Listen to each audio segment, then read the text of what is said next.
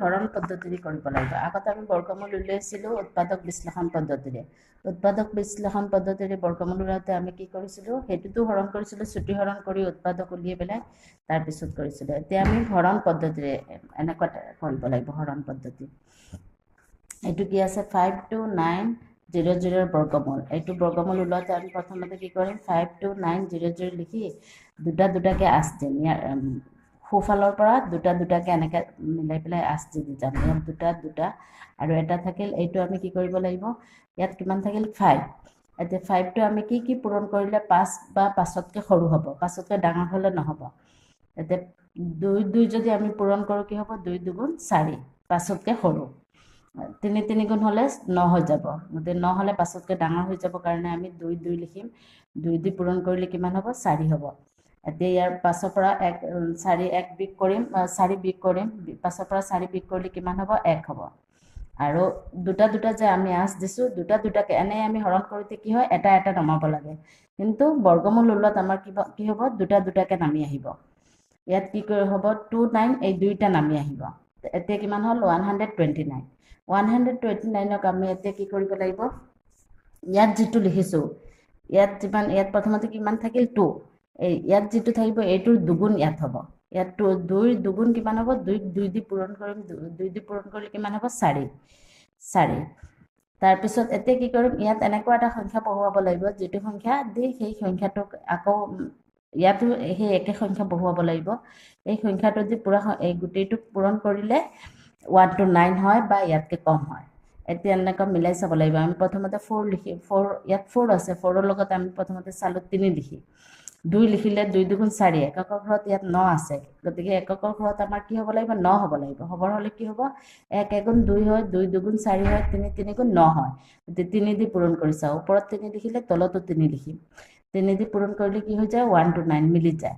গতিকে ইয়াত 3 হ'ব, ইয়াতো 3 হ'ব, আৰু পূৰণ কৰিলে কিমান হৈ গ'ল, 1 to 9। এতিয়া ইয়াত আমাৰ দুটা শূন্য থাকি গ'লে নাই। এই দুটা শূন্য কি হৈ যাব, দুটা শূন্যৰ জেগাত ওপৰত এটা শূন্য উঠি যাব, বহি যাব ইয়াত। এতিয়া বৰ্গমূল কিমান হ'ব, 230, 230 এইটো হ'ব। নাম্বাৰটো কি হ'ব, 2271049। এইটো কি কৰিম, এনেকৈ দুটা দুটাকৈ আমি আঁচ দি যাম। দিয়াৰ পিছত আমাৰ থাকিব কি, দুটা দুটা দুটা, 2টো থাকিল। এতিয়া 2ক কি সংখ্যা পূৰণ কৰিলে 2 বা 2তকৈ সৰু হয়, 1 1 1, 2 2 4, 2 2 হ'লে বেছি হৈ যায় কাৰণে আমাৰ কি হ'ব, 1 1 পূৰণ কৰিম। 1 1 1, এতিয়া 2ৰ পৰা 1 বিগ কৰিলে 1। আৰু আগত মই কি কৈছিলোঁ, দুটা দুটা সংখ্যা নামি আহে। ইয়াত কি নামি আহিব, 2 আৰু 7, এই দুইটা নামি আহিব। নামাৰ পিছত কি হৈ গ'ল, 1 to 7। এতিয়া ইয়াত আমাৰ 1 আছিল, গতিকে 1ৰ দুগুণ, 1ৰ লগত 2 পূৰণ কৰিম। 1ৰ দুগুণ ইয়াত আহিব, 1 2 2, 2টো ইয়াত আহিলে। এতিয়া ইয়াত আমি এনেকুৱা এটা সংখ্যা বহুৱাব লাগিব, যিটো সংখ্যা সেই সংখ্যাটো দি পূৰণ কৰিলে কি হয়, 1 to 7তকৈ ডাঙৰ, 127তকৈ সৰু হ'ব লাগিব বা সমান হ'ব লাগিব। দি পূৰণ কৰিলেও সৰু হ'ব। 3 দি 4 দি এনেকৈ 5 দি কৰাৰ পিছত কিমান হয়, 5 দি মই ইয়াত কৰিছোঁ, 5 দি কৰিলে আকৌ ওপৰত 5 তলতো 5 হ'ব। 5 দি পূৰণ কৰিলে 125। আকৌ 6 দি যদি পূৰণ কৰোঁ, ইয়াত 6, ইয়াতো 6 লিখিব লাগিব, একে সংখ্যা হ'ব লাগিব। 6 দি পূৰণ কৰিলে কি হৈ যাব, ডাঙৰ হৈ যাব। গতিকে কি হ'ব, 5 বাৰ যাব। ইয়াতো 5 হ'ব, ইয়াতো 5 হ'ব। 5 দি পূৰণ কৰিলে কিমান হয়, 125। এতিয়া 7ৰ পৰা 5 বিগ কৰিলে কিমান হ'ব, 2, আৰু ওপৰত দুটা দুটাকৈ নামি আহে, এই দুইটা নামি আহিব, 10টো। 210, এতিয়া 210, 210ক আমি কি কৰিম, 210ক ইয়াত 15 হ'ল, এইটোতো হোৱা নাই এতিয়ালৈকে, 1 আৰু 5 দুটা হ'ল, 15 হ'ল। 15ক আমি কি কৰিব লাগিব, 2 দি পূৰণ কৰিব লাগিব। 15ক 2 দি পূৰণ কৰিলে কিমান হ'ব, 30 হ'ব। এতিয়া 30ৰ লগত আমি মিলাব লাগিব। 30 হ'লে ইয়াত যদি আমি 1 দিওঁ, তেতিয়াহ'লে আকৌ 1 দি পূৰণ কৰিলে 301 হৈ যায়। কিন্তু ইয়াত আমাৰ 210 আছে। গতিকে আমি কি কৰিব লাগিব, 30ক আমি 1 দি পূৰণ কৰিলে ডাঙৰ হৈ যায় কাৰণে আমাৰ কি কৰিব লাগিব, শূন্য এটা বহুৱাব লাগিব। ইয়াত শূন্য আহিব, ইয়াত শূন্য দিয়াৰ লগে লগে কি হ'ব, ইয়াতো শূন্য হ'ব।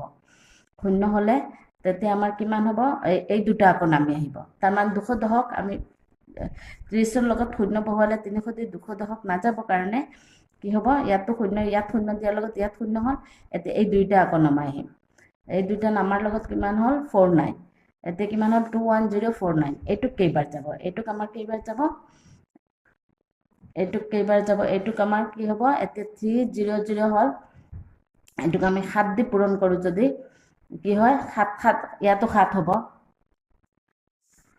0 0 এতিয়া আমি 2 দি 3 দি এনেকৈ চোৱাৰ পিছত 7 দি মিলে 7 দিয়াৰ পিছত তলতো 7 হ'ব 7 দি পূৰণ কৰোঁ যদি কিমান হয় 21049 মিলি যায় এতিয়া ইয়াত 7 হ'ব ইয়াতো 7 হ'ব 21049 এতিয়া বৰ্গমূল কিমান হ'ব 1507 7921 বৰ্গমূল উলিয়াম কেনেকুৱা দুটা দুটাকে আস্তিম ইয়াত দুটা এতিয়া এই 79ক আমি কি পূৰণ কৰিলে 79তকৈ সৰু বা সমান হয় প্ৰথমতে চালো আমি 5 5 গুণ 25 6 6 গুণ 36 7 7 গুণ ইয়াত 7 লিখিলে ইয়াতো 7 হ'ব 7 7 গুণ 49 8 8 গুণ 64 9 9 গুণ 81 81 হ'লে ডাঙৰ হৈ যাব কাৰণে আমি কি কৰিম 8 8 8 8 গুণ 64 এতিয়া কি কৰিম এইটোৰ পৰা এইটো বিগ কৰিম বিগ কৰিলে কিমান হ'ব 15 এই দুইটা নামি আহিব এনে হৰণত এটা নামে ইয়াত কি হ'ব দুটা দুটা নামি আহিব এই দুইটা নামালো নমোৱাৰ পিছত ইয়াত 8 থাকিল 8ৰ দুগুণ ইয়াত কিমান হ'ব 16 তাৰ পিছত এতিয়া আমি মিলাবৰ কাৰণে কিমান কিমান ইয়াত 1 আছে গতিকে 9 দি পূৰণ কৰি চাওঁ 169ক আমি 9 দি যদি পূৰণ কৰোঁ 9 9 গুণ 81 1 থাকিল 8 9 6 গুণ 54 আৰু 8 কিমান হয় 62 62 2 থাকিল 6 9 গুণ 9 6 15 মিলি যায় গতিকে কি হ'ব 9 বাৰ যাব 9 লিখিলে কি হৈ যায় এইটোৰ লগত মিলি যায় গতিকে আমি কি কৰিম 9 দি ইয়াতো নহ'ব আৰু পূৰণ কৰিলে মিলি গ'ল গতিকে বৰ্গমূল কিমান হ'ব 89 361 বাই 1936 1936ৰ বৰ্গমূল উলিওৱা এতিয়া প্ৰথমতে কি কৰিম এইটো ওপৰৰটোৰ আমি বৰ্গমূল উলিয়াম 361ক আমি কি কৰিম দুটা দুটাকে দাগ দি যাব ইয়াত দুটাৰ পিছত আৰু এটাই আছে কাৰণে এইটো এক্সট্ৰা আহিব এতিয়া এই ইয়াত কিমান আহিল 3 এতিয়া 3ক আমি কি পূৰণ একে সংখ্যা পূৰণ কৰিব লাগিব পূৰণ কৰিলে 3 বা 3তকৈ সৰু হ'ব লাগিব 1 1 গুণ 1 2 দুগুণ 4 2 দুগুণ 4 হ'লে 3তকৈ ডাঙৰ হৈ যায় কাৰণে 1 ইয়াতো 1 হ'ব ইয়াতো 1 হ'ব 1 1 গুণ 1 এতিয়া কি হ'ব 3 পৰা 1 বিগ কৰিম 2 আৰু এনে ধৰণত এটা এটা সংখ্যা নামি আহে ইয়াত দুটা সংখ্যা নামি আহিব এই দুইটা একেলগত নামি আহিব কিমান হ'ব 61 এতিয়া আমি কি কৰিব লাগিব এইটো ইয়াত যিটো সংখ্যা আহিল আমাৰ ইয়াত আমাৰ 1 আছে নাই এই 1ৰ দুগুণ ইয়াত আহিব 1 দুগুণ 2 ইয়াত 2 আহিব এতিয়া ইয়াত এনেকা এটা সংখ্যা লিখিম যিটো সংখ্যা পূৰকে একে সংখ্যা পূৰণ কৰিলে 261 বা ইয়াতকৈ সৰু হয় এটি কি সংখ্যা পূৰণ কৰিলে এককৰ ঘৰত 1 হয় এনেকুৱা চাব লাগিব আমি যদি চাওঁ 4 4 2 দুগুণ 4 4 হ'লে এককৰ ঘৰত 1 নাহে 3 3 গুণ 9 হয় 9 হ'লেও 1 নহয় 4 4 গুণ 16 এই এককৰ ঘৰত কিমান আহে প্ৰথমতে এইটো চাম তাৰপিছত আমি মিলাম 5 5 গুণ 25 6 6 গুণ 37 7 7 গুণ 49 8 8 গুণ 64 9 9 গুণ 81 81 হ'লে এককৰ ঘৰত কি হয় 1 হয় আৰু 1 1 গুণ 1 1 হ'লে এককৰ ঘৰত 1 হয় আৰু 9 হ'লে এককৰ ঘৰত 1 হয় গতিকে আমি 9 দি পূৰণ কৰি চাওঁ 29 9 দি পূৰণ কৰিলে আকৌ ইয়াত 9 হ'লে তলতো 9 হ'ব 9 দি পূৰণ কৰোঁ যদি 9 9 গুণ 81 থাকিল 8 9 দুগুণ 18 আৰু 8 26 এতিয়া কি হ'ব ইয়াত নহ'ব ইয়াতো নহ'ব আৰু কি হ'ব 261 তাৰপিছত আমি এই তলৰটো কৰিম 1936 এইটো এনেকৈ দুটা দুটাকৈ আঁচ দিম এতিয়া এইটো 19 আছে কি সংখ্যা পূৰণ কৰিলে আমাৰ একে সংখ্যা পূৰণ কৰিব লাগিব 19তকৈ সৰু বা 19ৰ সমান হ'ব লাগিব 2 দুগুণ 4 4 হ'লেতো বহুত সৰু 3 3 গুণ 9 4 4 গুণ 16 5 5 গুণ 25 5 5 গুণ 25 25 হ'লে কি হৈ যায় 19তকৈ ডাঙৰ হৈ যায় কাৰণে কি হ'ব 4 হ'ব 4 4 গুণ 16 এতিয়া 9ৰ পৰা 6 বিগ কৰিম কিমান হ'ব 3 ইয়াত দুটা দুটাকৈ নামি আহে এই দুইটা নামি আহিব এতিয়া কি হ'ব এইটোৰ দুগুণ ইয়াত আহিব 4 দুগুণ কিমান 8 এতিয়া ইয়াত এনেকুৱা এটা সংখ্যা বহুৱাম যি দুটা সংখ্যা পূৰণ কৰিলে এই 336 হয় এতিয়া আমি চাম কি 2 পূৰণ কৰোঁ যদি 2 দুগুণ 4 এককৰ ঘৰত 6 আছে নহ'ব 3 3 গুণ 9 হয় 4 দিলে 4 4 গুণ 16 6 থাকিল 1 8 4 32 1 33 4 দিলে মিলি যায় কিমান হ'ব বৰ্গমূল উলিয়াব দিছে বৰ্গমূল মানে কি এনেকা ৰুট চিনটো বৰ্গমূল বুজায় এই চিনটো কি বুজায় বৰ্গমূল গতিকে ৰুটৰ ভিতৰত আমি এই যিটো সংখ্যা আছে এই সংখ্যাটো বহুৱাম তো ওপৰত 361 মানে কি 19 হৈছে গতিকে 19 স্কোৱাৰ 19 যদি আমি দুবাৰ পূৰণ কৰোঁ কি হ'ব 361 গতিকে আমি কি লিখিব পাৰিম 19 স্কোৱাৰ 19 স্কোৱাৰ আৰু এইটো কি হ'ব তলৰটোত আমাৰ 44 গতিকে 44 স্কোৱাৰ লিখিব পাৰিম তাৰ মানে 44 দুবাৰ পূৰণ কৰিলে 1936 হ'ব 44 স্কোৱাৰ এতিয়া কি হ'ব ৰুট আৰু স্কোৱাৰ কেঞ্চেল হৈ যাব এইকেইটা আমাৰ কিহত আছে দশমিকত আছে গতিকে এইকেইটা আমি কি কৰিব লাগিব 5.76 ইয়াতো আমি একেই দুটা দাগ দিছোঁ তাৰপিছত এটা থাকি গ'ল এতিয়া একেই হৰণৰ নিয়ম একেই হ'ব। ইয়াত কি হ'ব, পাঁচতকৈ ডাঙৰ বা পাঁচতকৈ সৰু বা পাঁচৰ সমান হ'ব লাগিব। 1 এগুণ 1, 2 দুগুণ 4, 3 তিনিগুণ 9, নহ'লে বেছি হৈছে কাৰণে 2 হ'ব, 2 দুগুণ 4। এতিয়া বিগ কৰিলে 1 হ'ল। এতিয়া এই 5ৰ পিছত দশমিক আছে নহয়, এই দশমিকটো ওপৰত উঠালে তেতিয়া গৈ এই দুইটা নামিব। এতিয়া এই দশমিকটো ওপৰত উঠিব আৰু এই দুইটা নামিব।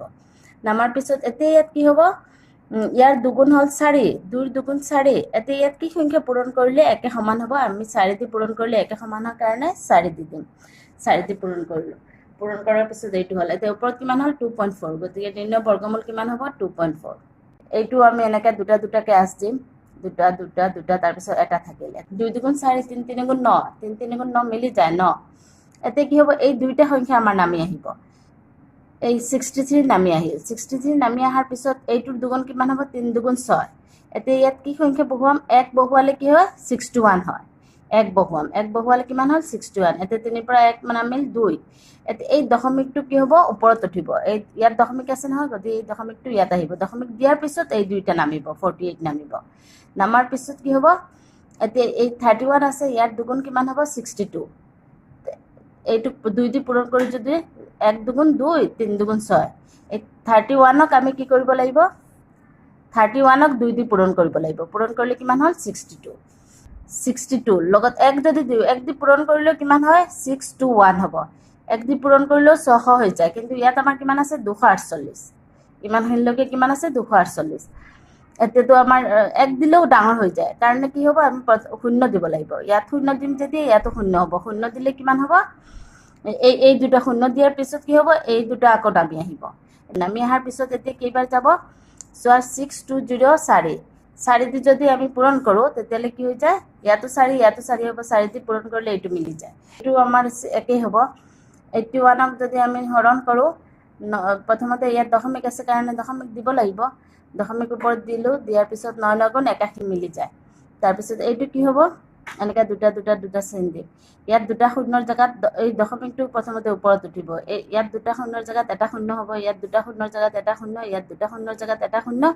ইয়াত কিমান আছে 0 1 1, তাৰ মানে 1 0 1 মানে কি বুজায়, একেই বুজায়। ঠিক আছে, তাৰ মানে 1। এতিয়া 1 এগুণ কি হ'ব 1 হ'ব।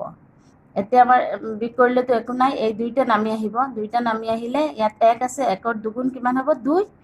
আকৌ 2 লগত কি হ'ব, 2 পূৰণ কৰোঁ যদি কিমান হ'ব 44। গতিকে কি হ'ব, 2 দি পূৰণ হ'ব 44 হ'ব। গতিকে নিৰ্ণয় বৰ্গমূল কিমান হ'ব, ওপৰত আছে 0.9 আৰু তলত হ'ব 0.000012। এইটো হ'ব। Thank U.